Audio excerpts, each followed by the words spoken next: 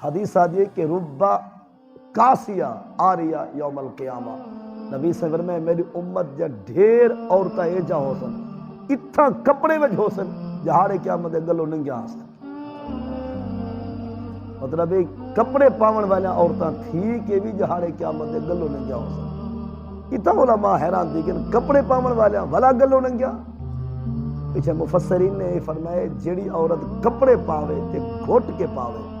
کپڑے پورے جسم کو بکے کرے ہوئے سمجھو اے پاتے نہیں ودی اے گلو ننگی ہے۔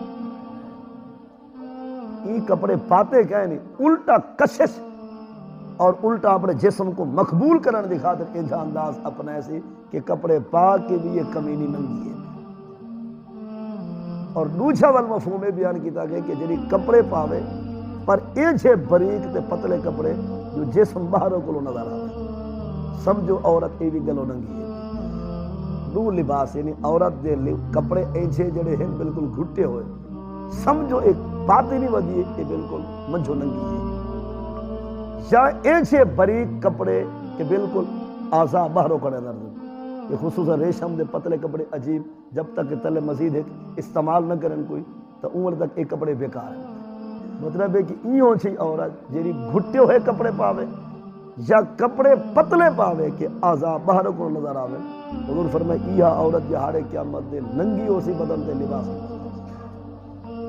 جب لے عورتیں واسطے حکم ہے تو اسا جوانے واسطے بھی حکم موجود ہے پیا لباس پاؤ اپنی شرم گاہ لکاؤ۔ ہاں اگر زیادہ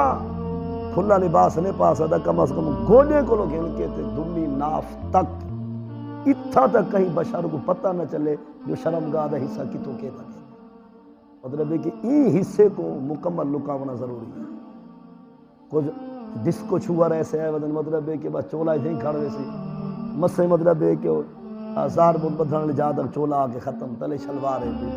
اور شرمگاہ دے عجیب سٹائل انداز کپڑے دے وہ بھی ان دی کمینگی تو دلالت کرن کہ واقعی بندہ کوئی خاندانی کہہ نہیں۔ مطلب اینجا چولا پاونا چھوار تھی کہ جرا اتھیں آ کے کچھاں بھی کیا کرے ہوں اور چولا بالکل آ کے بس ہو ناف کلو تلے تک مکونے تلے فقط شلوار ونج بید ہوئے بھائی اپنے طرف تو سمجھ دے کہ میں شاید اچھا لباس پہ ودا لیکن این ہو جائے لباس بھی این چھوار واسطے کمینگی ہے۔ لباس ایسا پاؤ کہ مقصد شرمگاہ کو چھپاوانا تاکہ تو کوئی بندہ یہ نہ آکے کہ بندہ بیکار سوچا لائے بیکار اندازہ لائے اور یہ بھی کوئی نہ آکے کہ بندہ ایسا غدار ہے کہ دین دی خبر ہی کہتی۔ لباس پاون تو مقصد شرمگاہ اور اپنے خاص حصے کو لکاوانا ہے۔ مستورات کو کم کرنا چاہیے ایک کپڑا پتلا نہیں ہونا چاہیے بھی جسم نال گھٹیا ہوئے نہیں ہونا چاہیے۔ لباس انہیں دا موٹا ہوئے نال کھنڈا ہوئے کہ جسم کو جدا تھے کہنا ول کچھ ایسے سٹائل آگن ول ونج وید پانچے حسن پہ ہو جرے نو گز دے یہ بھی نہیں ہونا چاہیے یعنی کہ محتاط لباس پتہ لگے کہ حضور دی نوکرانی ہے نبی دی کلمہ کو حضور دی امتانی ہے یہ لباس حضور دی شریعت دی لباس اساکوں اپنے خاص گھر دوتے بھی نظر کرنی چاہیے۔ ریشم دے ایسے کپڑے کہ جنہیں کو عذاب باہروں نظر آویں یا ایسا بوچھن کے بال بالکل ہی میں سامنے کھڑے ہونے اور اسابل وہ اپنی گھر والی کو چاہ کے شادی تے چلے گئے وہ تک کئی لوگ ہونے مطلب ہے کہ ساری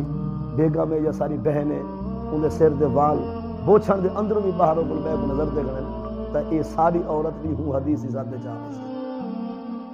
مقصد اتنا پیسے بھی بھریں دے اور شریعت حکم بھی منے دے کم از کم پورا تو منو کہ پورا جسم لک بجنا چاہیے۔ لہذا بہتر ہے کہ بندہ تھی سکے جتنا پینٹ شرٹ کی لباس کو پرہیز کرے کہ اساق اللہ نے ایک الگ نظام دیتے وَاتَّبِعُوا مِلَّةَ إِبْرَاهِيمَ حَنِيفًا یا لَقَدْ كَانَ لَكُمْ فِي رَسُولِ اللَّهِ أُسْوَةٌ حَسَنَةٌ لِمَنْ كَانَ يَرْجُو اللَّهَ وَالْيَوْمَ الْآخِرَ وَذَكَرَ اللَّهَ كَثِيرًا۔ البتہ تحقیق تمہارے واسطے حضور دی پیاری سیرت بہترین نمونہ ہے اور اس بندے واسطے جے کو رب دی رحمت نال امیداں جڑا جہاڑے قیامت دے کامیابی چاہندے ذکر خدا کثرت نال کرنا چاہندے وہ کو آگو زندگی اوے نبھا جی میں حضور نبھائیے پیچھے امیدیں پورا ہی نہیں رب راضی بھی ہے ذکر کثیر بھی کثرت نال نصیب تھی اساکو یعنی کہ ریس جیڑے نا وہ حضور دی سنت دی کرنی چاہیے محبوب دی سیرت دی کرنی چاہیے۔